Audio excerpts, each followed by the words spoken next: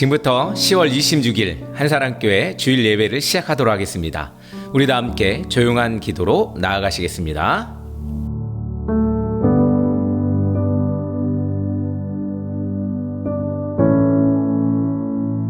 지금 이 시간은 우리 사도신경으로 우리의 신앙을 고백하는 시간입니다. 우리 다 함께 사도신경으로 우리의 신앙을 고백하며 나아가겠습니다.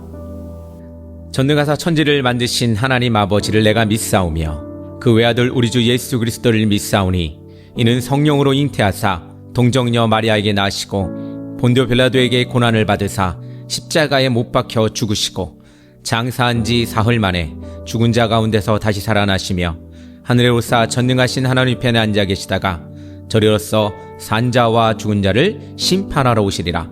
성령을 믿사오며 거룩한 공예와 성도가 서로 교토하는 것과 죄를 사하여 주시는 것과 몸이 다시 사는 것과 영원히 사는 것을 믿사옵나이다.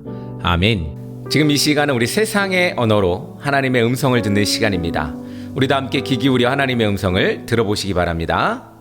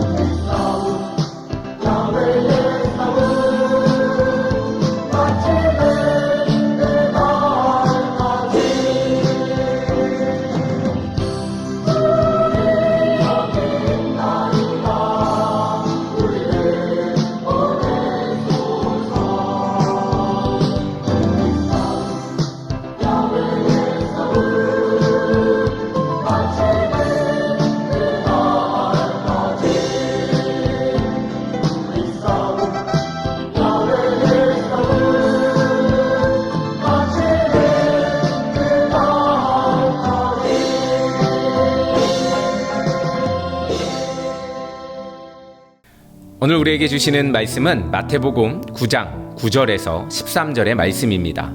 우리 다 함께 한 목소리로 합독하도록 하겠습니다. 예수께서 그곳을 떠나 지나가시다가 마태라는 사람이 세간에 앉아있는 것을 보시고 이르시되 나를 따르라 하시니 일어나 따르니라. 예수께서 마태의 집에서 앉아 음식을 잡수실 때에 많은 세리와 죄인들이 와서 예수와 그의 제자들과 함께 앉았더니 바리새인들이 보고 그의 제자들에게 이르되 어찌하여 너희 선생은 세리와 죄인들과 함께 잡수시느냐. 예수께서 들으시고 이르시되 건강한 자에게는 의사가 쓸데없고 병든 자에게야 쓸데있느니라. 너희는 가서 내가 긍휼을 원하고 제사를 원하지 아니하노라 하신 뜻이 무엇인지 배우라. 나는 의인을 부르러 온 것이 아니요 죄인을 부르러 왔노라 하시니라. 아멘. 할렐루야, 반갑습니다. 여러분들 한 주간 어떻게 잘 지내셨는지 모르겠습니다. 요즘 또 날씨가 오락가락하죠. 비도 오기도 하고 또 맑은 날씨가 보이기도 합니다. 또 지역 곳곳에는 축제들이 많이 있기도 한데 이 가을 재밌고 즐겁고 행복한 그런 시간들이 되기를 간절히 소망합니다. 오늘은 경계 밖으로 나가신 예수님이라는 제목으로 마태복음 9장 9절에서 13절의 말씀을 가지고 우리 함께 말씀을 나누려고 합니다. 사랑하는 성도 여러분, 우리가 세상을 살다 보면 이 라인이죠. 선을 참 많이 있습니다. 학교에는 성적의 선이 있고 사회에는 신분의 선이 있으며 교회 안에도 보이지 않는 신앙의 선이 있습니다. 저 사람은 믿음이 좋은 사람, 저 사람은 아직 부족한 사람, 이렇게 우리는 늘 어떤 선을 긋고 살아갑니다. 오늘 본문은 그 모든 경계선 밖에서 부르시는 예수님의 이야기입니다. 예수님은 성전이 아닌 세관, 곧 부패의 현장에서 마태를 부르셨습니다. 그것은 세상의 종교적 기준으로는 상상할 수 없는 일이었습니다. 세리는 로마의 세금을 바치기 위해 동족의 돈을 뜯어내는 매국노로 여겨졌습니다. 우리 성경의 인물 중에 또 한 명 있죠. 우리 삭개오라는 사람도 이 세리 중에 한 사람이었죠. 그런데 예수님은 바로 그 세리에게 나를 따르라 라고 하십니다. 그리고 죄인들과 함께 식사를 하시죠. 이 모습을 본 바리새인들과 많은 사람들이 비난합니다. 어찌하여 세리와 죄인들과 함께 먹는가? 그때 예수님은 말씀하십니다. 나는 긍휼, 우리 헬라어로는 엘레오스라는 말인데 나는 긍휼을 원하고 제사를 원하지 아니하노라. 이 말씀은 호세아 6장 6절을 인용한 말씀이시죠. 즉 종교적 형식보다는 하나님의 마음, 곧 긍휼이 중심이 되어야 한다는 뜻입니다. 오늘 이 말씀을 통해 우리는 예수님의 마음, 예수님의 시선은 어디에 있는지, 예수님의 가치는 어디에 있는지 한번 같이 나눠보려고 합니다. 첫 번째로 예수님의 시선은 특권을 넘어선다는 겁니다. 예수님께서 마태라 하는 세리가 세간에 앉은 것을 보시고, 오늘 말씀에 그렇게 나오죠. 예수님의 이 보심은 단순히 보다가 아니라 깊이 꿰뚫어 보는 시선을 의미합니다. 예수님은 사람의 모습이 아니라 내면의 가능성과 부르심의 여지를 보시고 계시는 겁니다. 당시 세리는 어떤 사람이었습니까? 사회적으로 버림받은 존재였죠. 매국노라고 표현되기도 했겠죠. 그런데 예수님은 그를 정죄하지 않으시고 그의 이름을 부르셨습니다. 마태야, 이름도 아시죠? 마태야, 나를 따르라. 여기서 놀라운 점은 예수님은 마태에게 조건을 묻지 않으셨다는 것입니다. 그의 과거를 따지지 않으셨고 회개의 문답서를 쓰게 하지도 않으셨습니다. 단지 나를 따르라, 그 한마디면 충분했습니다. 오늘날 교회와 사회는 어떻습니까? 많은 경우 우리는 능력 있는 사람, 깨끗한 사람, 준비된 사람만 부르려고 합니다. 하지만 예수님은 그 반대의 길을 가셨습니다. 그분은 경계선 밖에 있는 사람을 향해 다가가셨습니다. 어느 대형교회에서 노숙자 한 명이 예배 시간에 들어와 맨 앞에 앉아 있었습니다. 교인들은 아주 불편했겠죠. 냄새도 나고 또 이상한 소리도 많이 하고 이랬겠죠. 어떤 이는 예배 후 목사에게 저런 사람은 따로 예배를 드리게 해야 되지 않겠냐 라고 말을 합니다. 그때 목사가 미소를 지으며 말했습니다. 그 사람은 제가 오늘 초대한 분입니다. 예수님이라면 그를 어디에 앉히셨을까요? 이렇게 이야기했다고 합니다. 사랑하는 성도 여러분, 예수님의 시선은 언제나 안쪽으로 들어오라 라는 초대의 시선입니다. 우리의 신앙도 그 시선을 닮아야 합니다. 사랑하는 성도 여러분, 우리의 눈길이 닿지 않는 곳에 예수님의 시선이 있습니다. 오늘 우리가 바라봐야 할 것은 자격이 있는 자가 아니라 부르심이 필요한 자들입니다. 이제 우리의 시선도 특권의 담을 넘어 긍휼의 자리로 옮겨야 합니다. 두 번째로, 제자는 자격으로 부름받은 것이 아니라 긍휼로 부름받았다는 겁니다. 그가 일어나 따르니라. 마태는 아무 말도 없이 일어났습니다. 일어났다는 이 말은 다시 살아나다, 부활하다라는 뜻을 가집니다. 즉 마태의 부르심은 단순한 직업 전환이 아니라 삶의 부활이었습니다. 예수님은 제자를 뽑을 때 시험을 보지 않으셨죠. 뭔가 테스트하지 않으셨습니다. 학력도 배경도 중요하지 않았습니다. 그저 따르라 라고 하셨습니다. 그 부름 자체가 바로 은혜라는 겁니다. 오늘날 신앙의 문제는 자격 중심의 복음에 있습니다. 교회 안에서도 누가 더 오래 다녔는가, 누가 더 많이 헌신했는가, 누가 더 깨끗한가를 따지며 보이지 않는 계급 구조가 형성됩니다. 그러나 예수님의 부르심은 전혀 달랐습니다. 그분은 죄인을 불러 제자로 세우셨습니다. 어떤 한 교회에서 청년 한 명이 술과 방탕한 과거를 가지고 예배에 나오기 시작했습니다. 몇몇 교인은 그를 불편해했지만 목사는 그에게 찬양팀에 서라고 권면했습니다. 사람들은 놀랐습니다. 그런데 그 청년이 나중에 간증을 합니다. 저는 교회에서 처음으로 너는 자격이 있다 라는 말을 들었다는 겁니다. 그 한마디가 그의 인생을 바꾸었습니다. 사랑하는 성도 여러분, 긍휼은 사람을 다시 일으킵니다. 우리가 누군가를 판단하지 않고 긍휼로 대할 때 하나님은 그 사람 안에서 새 생명을 일으키십니다. 사랑하는 성도 여러분, 신앙은 합격의 종교가 아닙니다. 우리는 모두 긍휼로 살아난 사람들입니다. 그러나 이제는 자격을 따지는 사람이 아니라 긍휼로 부르는 사람이 되어야 합니다. 사랑하는 성도 여러분, 이렇게 우리는 사람을 볼 때 어떠한 기준을 두고 그 선에 맞추어서 옳고 그름을 따지는 것이 아니라, 또 나음과 모자람을 따지는 것이 아니라 우리에게 주어진 긍휼로 그를 바라봐야 합니다. 우리가 이렇게 긍휼로 선택되고 또 하나님께 부르심을 받았던 것처럼 다른 이들 혹은 아직 우리와 함께하지 못하는 이들에게도 하나님의 시선이 필요합니다. 그런 시선이 여러분들에게도 함께 있기를 간절히 소망합니다. 셋째로, 하나님 나라의 중심은 제사가 아니라 긍휼이라는 겁니다. 나는 긍휼을 원하고 제사를 원하지 아니하노라. 긍휼, 엘레오스. 이 구절은 예수님의 복음 핵심의 선언입니다. 제사는 형식, 제도, 관습, 이것들을 상징합니다. 긍휼은 관계, 사랑, 인간에 대한 연민을 뜻하기도 합니다. 당시 바리새인들은 제사를 지키며 자기의 의를 자랑했습니다. 그러나 예수님은 그들에게 너희는 가서 배우라 라고 하셨습니다. 즉 종교적 체계 안에 갇힌 그들에게 복음을 다시 배워야 한다고 말씀하시는 것입니다. 오늘날 교회도 마찬가지입니다. 우리가 예배와 봉사, 건물과 프로그램에 집중하다 보면 긍휼의 본질을 잃어버리기 쉽습니다. 예배가 많아질수록 오히려 약한 이웃에 대한 관심은 줄어드는 역설이 생깁니다. 세상을 돌보기보단 교회에 집중하게 되고 교회의 형식과 예배에만 집중하게 됩니다. 예수님은 이런 신앙의 특권화를 깨뜨리셨습니다.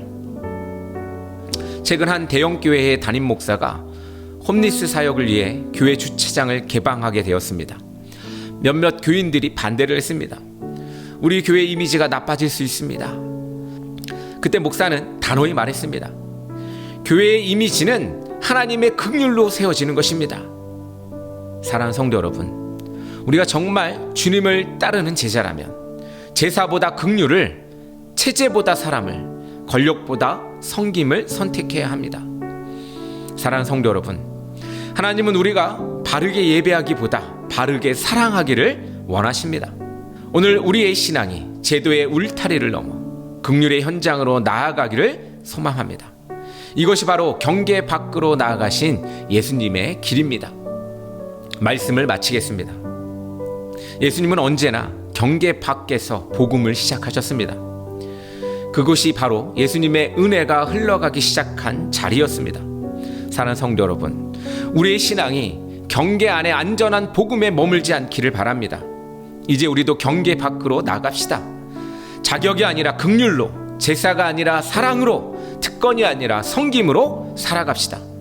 그때 하나님은 오늘의 교회를, 그리고 우리의 삶을 통해 다시 세상 속에서 복음의 빛을 비추실 것입니다. 우리는 그런 줄로 믿고 하나님을 따라 복음의 빛을 비추는 하나님의 자녀가 되어야 하겠습니다. 그렇게 살아가는 모든 성도가 되기를 간절히 축원합니다. 다 함께 기도하겠습니다. 사랑의 하나님 아버지, 감사합니다. 우리에게 자격이 없지만 아버지 하나님 긍휼하심으로 우리를 불러 하나님의 자녀로, 하나님의 백성으로 세워주심을 감사합니다. 또한 주님의 제자가 되어 세상에 주님의 복음을 전할 수 있는 사명을 감당하게 하심을 감사합니다. 아버지 하나님, 우리는 부족하고 우리는 나약하지만, 우리는 또한 가끔은 어리석지만 주님이 함께 계셔서, 주님이 인도하셔서 우리는 늘 바른 길로, 또한 옳은 길로 나아갑니다. 아버지 하나님, 우리를 치리하시고 우리와 함께 동행하심으로 우리가 날마다 힘을 얻어 나아갈 수 있도록 인도하여 주시옵소서. 하나님께서 우리 가운데에 말씀하신 대로 서로 사랑하며 섬기는 귀한 주님의 사역이 우리 삶에 있을 수 있도록 아버지 하나님 인도하여 주시옵소서. 제사보다 사랑이 더 큼을 말씀하셨듯이 날마다 섬김의 사랑으로, 긍휼의 사랑으로 나아갈 수 있도록 인도하여 주시옵소서. 예수님의 이름으로 기도합니다. 아멘.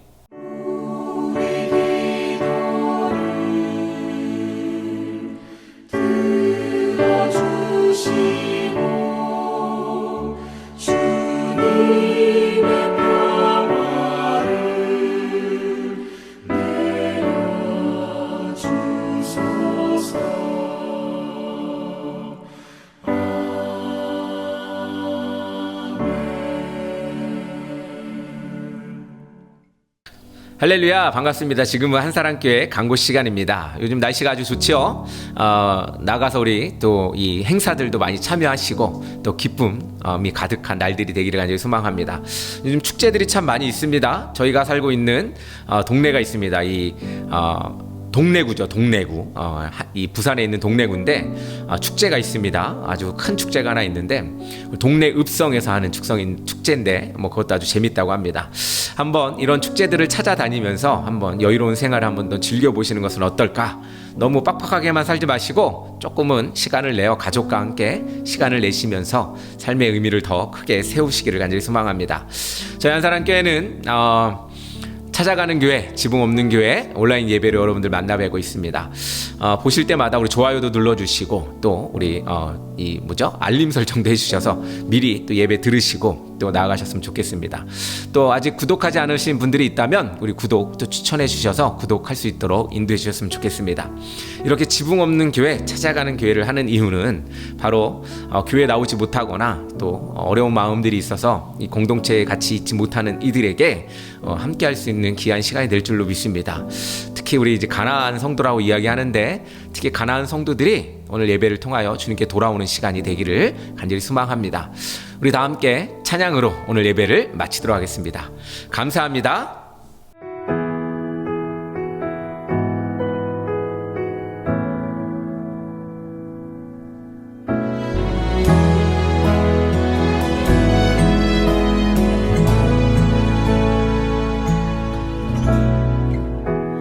모든 것 아시는 주님, 나의 맘의 연약함 보시고 부족한 그 모습대로 주님 마음에 새겨주시네.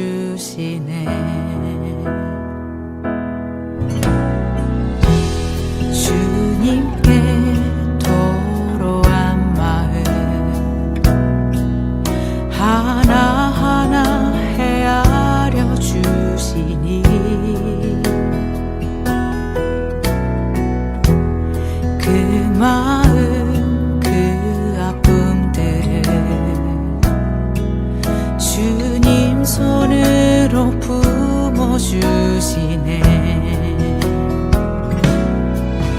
거친 길을 걸어갈 때도 험한 산이 앞을 막아도 빛 되신 주님의 두 손이 나를 붙드네.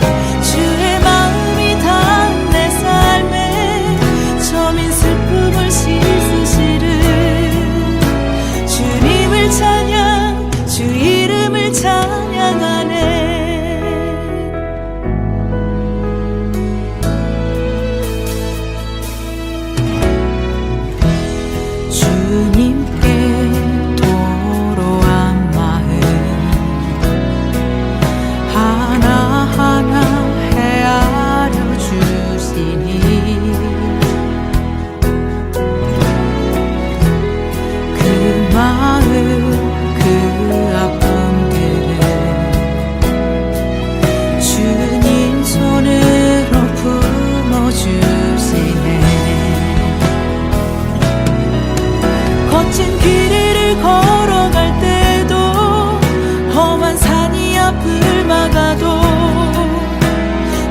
대신 주님